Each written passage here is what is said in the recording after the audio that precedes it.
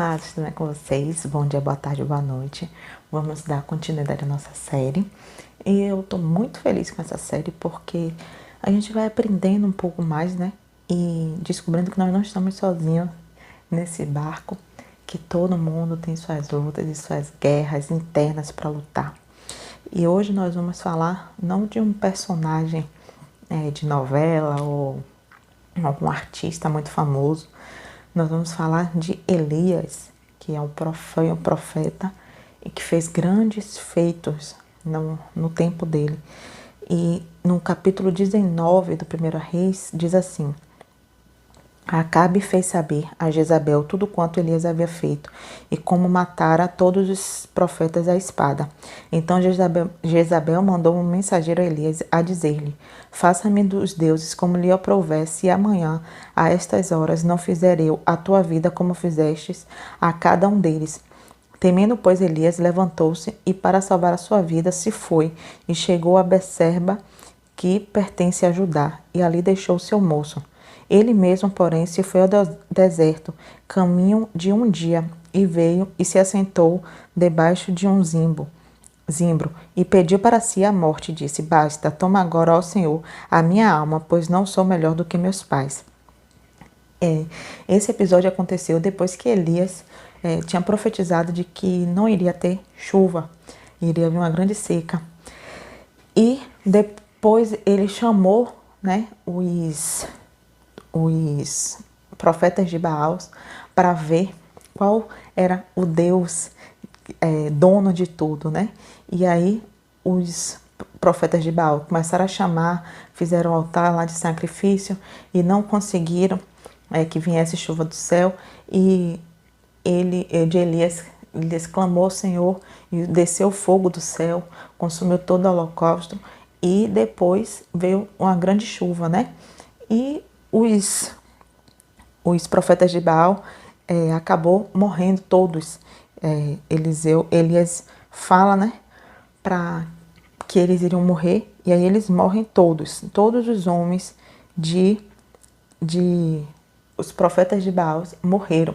E quando Acabe contou isso para Jezabel manda um recado para Elias que ela iria atrás dele e ele iria morrer. E ele, temendo essa mensagem, né, ele foge e se esconde e chega a ponto de pedir a morte ao Senhor. E o que nós podemos ver? Elias, ele acabou de experimentar com a própria vida o poder de Deus e o poder que estava sobre a vida dele. Ele profetizou que não iria ter chuva e aconteceu isso. Depois ele fez um altar ali onde tinha pedras, água e tinha o sacrifício, e veio chuva, fogo do céu, consumiu o holocausto e lambeu a água. Coisas miraculosas aconteceram. E quando ele recebeu a mensagem de Jezabel, ele ficou atemorizado e fugiu e pediu a morte. Chegou a ponto de pedir a morte. Se a pessoa chega a esse ponto de pedir para o Senhor tirar a própria vida dele, porque ele estava com muito medo.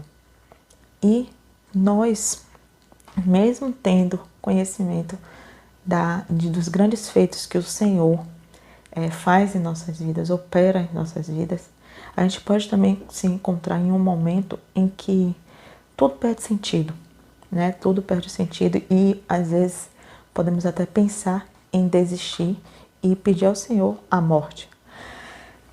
Nós não somos melhores que Elias, né? Elias, ele fala que é melhor ele morrer porque ele não é melhor do que os pais dele.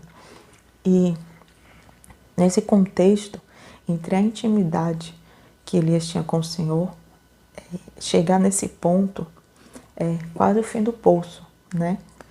E somos humanos.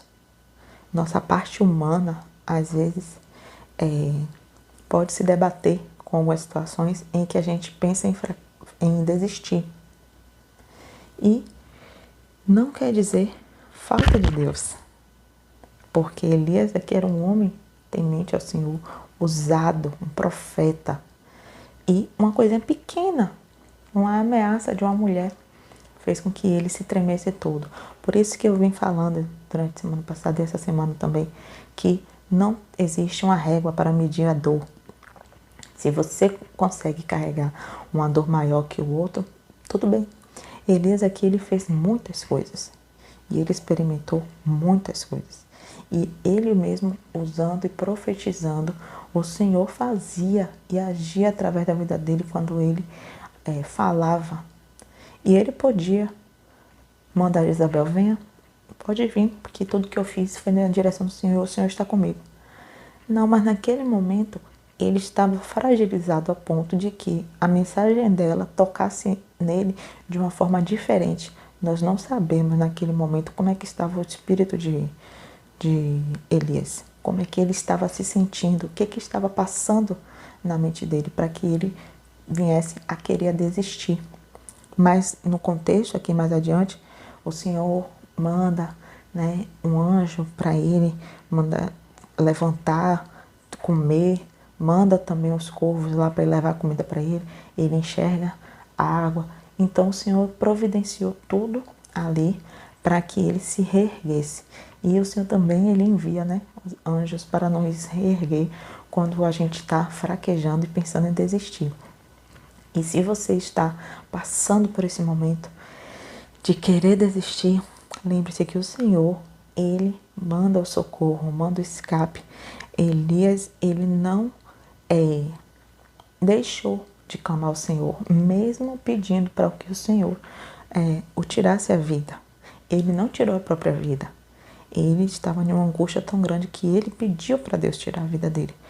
E podemos ter um dia desse, né, de que nós amaldiçoamos até o nosso nascimento, como Jó fez.